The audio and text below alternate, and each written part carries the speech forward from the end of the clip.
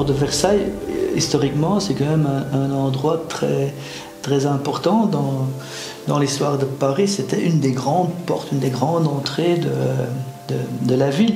Et je crois que c'est un endroit où il y a eu beaucoup de rencontres, il y a une énergie différente des cultures qui venaient du monde entier pour découvrir cette ville. Et ces zones autour de la ville, ils ont un rôle extrêmement important dans la planification urbaine, dans le sens où ils sont devenus des moteurs de ville.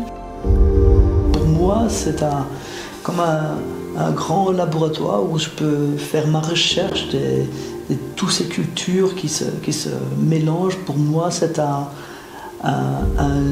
lieu d'inspiration énorme. Et c'est juste sur ces endroits-là que ça devient très intéressant de créer une œuvre, de créer un landmark.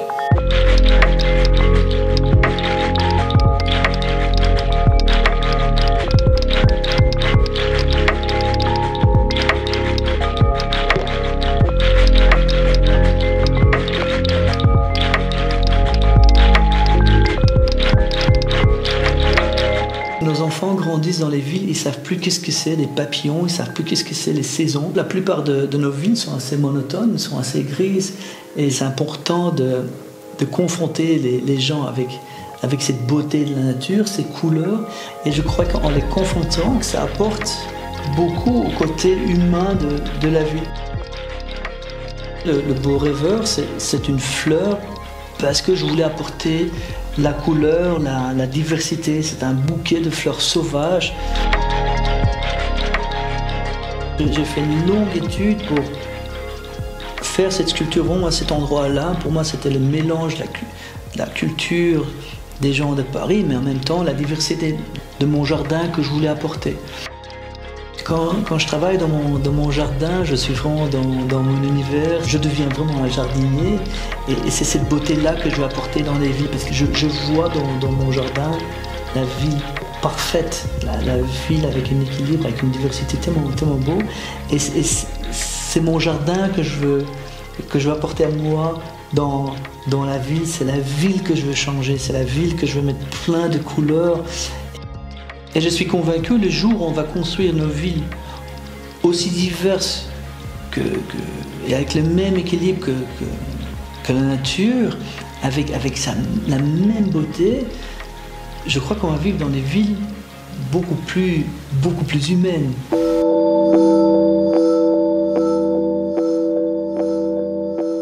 Dans la nature, il y a aussi cette force incroyable. Et c'est ça que j'ai voulu mettre dans le beau rêveur. Et utiliser cette force brutale de la grue, c'est vraiment pour simuler le langage visuel typique de la nature.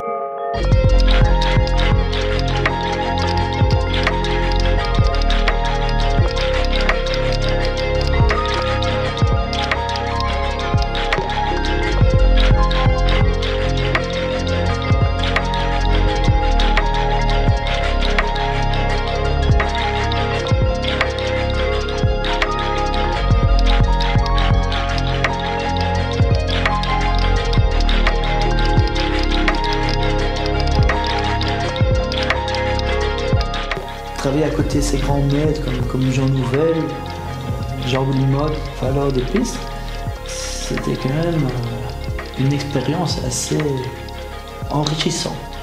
Je suis sûr, si on veut survivre le temps dans nos villes, on va devoir se réadapter, on va devoir réfléchir la façon où on vit, la façon où on construit. Et l'exemple est là, c'est l'exemple de la nature.